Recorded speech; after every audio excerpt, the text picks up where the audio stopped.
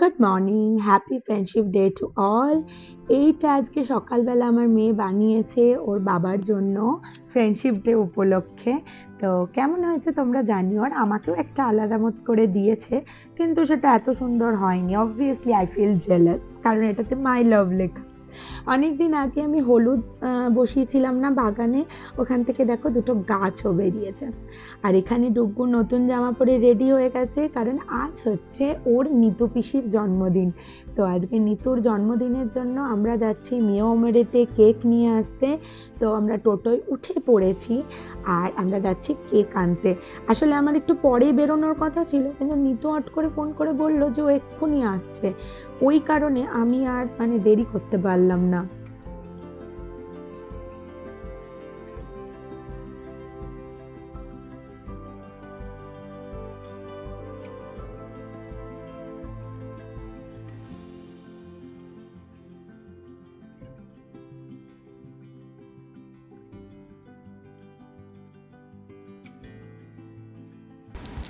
Cake নিয়ে বাড়ি চলে এসেছি। বাড়িতে এসে ডুগ্গু বলছে, মা একটু ডেকোরেশন করতে হবে, কারণ নিতু পিপির বার্থডে তো সেলিব্রেট হচ্ছে না। তো আমরাও যদি একটু ডেকোরেশন না করি তাহলে নিতু পিপি কষ্ট পাবে। তো সেই জন্য আমি ডুগ্গুর বার্থডে ডেকোরেশনের মধ্যে থেকে খুঁজে বার করে এইগুলো পেয়েছি। তো এইগুলো দিয়ে আমি অল্প করে একটু ডেকোরেশন করছি। তো দেখা হয়তো নিতুর ভালো লাগবে, দেখা যাক। তো আজকে নিতুর বার্থডে, যেটা তোমরা জানো। তো নিতুর জন্য এখানে অল্প একটু ডেকোরেশন চলছে। অ্যাকচুয়ালি আমি ভেবেছিলাম আরামসে ডেকোরেশনটা করব, ও হঠাৎ করে ফোন করে বললো আমি 30 মিনিটসের মধ্যে যাচ্ছি। তো ওই জন্য একটু তাড়াতাড়ি করে ডেকোরেশন হচ্ছে। তো তাড়াতাড়ি শুরু করে দিই, তোমরা দেখো। অ্যাকচুয়ালি এগুলো ডুগ্গুর জন্য আমি নিয়েছিলাম, তো এখন নিতুর জন্য একটু ইউজ হয়ে যাবে আর কি। না, ডুগ্গু কিন্তু ভীষণ শেয়ার। আমি অ্যাকচুয়ালি প্ল্যানটা করিনি, ডুগ্গুরই প্ল্যান যে মা নিতু পিপির জন্য একটু বেলুন ডেকোরেশন করা হোক। তো এখানে হ্যাট আছে, একটা ডুগ্গুর একটা নিতুর আমরা ইউজ করব। না না, দুটো লাগবে। তুমি পড়বে না, আমি পরবো না। নিতু পিপিকে পিঙ্কটা দেবো, কারণ বার্থডে গার্ল সবসময় পিঙ্ক পরে, নাকি গ্রে। তাই নাকি? হ্যাঁ, নিতু পিপিকে পিঙ্কটা দেবো। আচ্ছা, তো এখানে আমার বালুনস সেটা মিক্স আপ হয়ে গেছে। তো আমি কয়েকটা জাস্ট ফুলিয়ে নেব। আমি পড়বো না। ফুলা ফুলা ফুলা, এই যেখানে ধরবি নিয়ে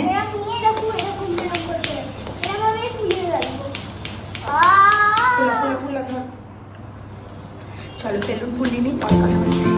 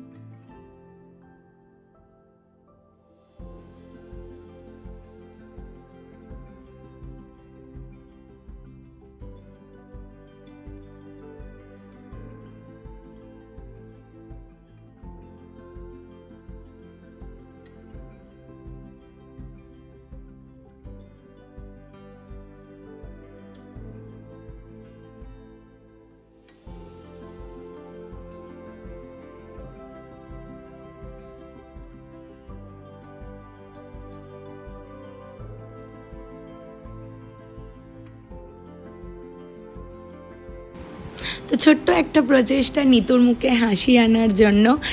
এটুকুই চেয়েছিলাম যে সবাই তো ওকে সব কিছু, হয়তো অনেক কিছু উপহার ও পেয়ে যাবে, কিন্তু যদি ওকে আমি একটা আনন্দের মুহূর্ত উপহার দিতে পারি সেটাই আমার চেষ্টা ছিল। অ্যান্ড আই থিঙ্ক নিতুর মুখের হাসিটা দেখে তোমরাও বুঝতে পারছো যে ও খুব খুশি হয়েছিল। ব্যাস ওটুকুই আমার পাওয়ার ছিল।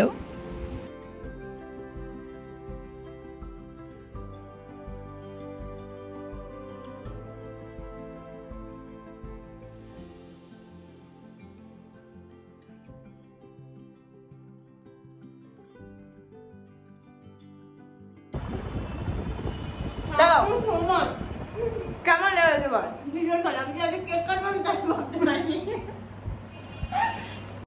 অ্যাজ আ বার্থডে গিফট ডুগু এখানে নিতুকে সারেগামা শেখাচ্ছে, আর নিতু এখানে বসে বসে শিখছে। আমার মেয়েও কিন্তু কোনো অংশে এইসব দিক দিয়ে কম যায় না। ও কিন্তু সবসময় চেষ্টা করে কিভাবে আরেকটা মানুষের মুখে হাসি ফোটানো যায়।